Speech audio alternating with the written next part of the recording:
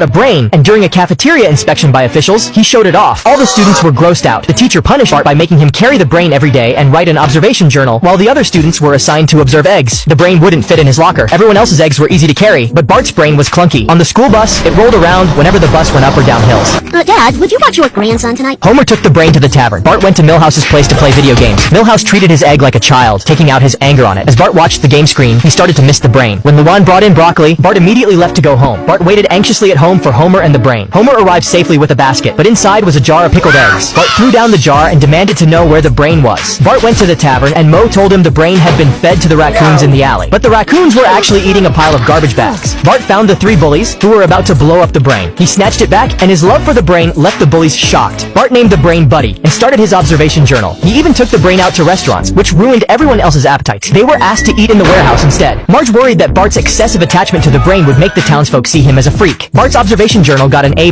while the other students turned in their eggs. The teacher tried to take Bart's buddy away. Bart made her cry with his insults and ran off. Homer was shopping in town and heard people talking about Bart. He'd become everyone's freak. Bart heard noise downstairs in his room and realized everyone was leaving without calling him. They wanted him to stay home alone. At church, Homer was bored but glad to be away from Bart. Marge finally relaxed her gritted teeth. But then Bart showed up with his buddy. Everyone recoiled at the brain in Bart's hand. Homer and Marge were shocked by his behavior, and Marge couldn't take it anymore. She snapped at Bart. Bart walked up to the pulpit. I have a friend who will never judge me. He's always been there for me. This brain, he gets me because we're one and the same. As Bart bragged about his friendship with the brain, the label on the bottom of the jar fell off. It turned out to be a nerd's brain. But he's nothing like me. He's not some rude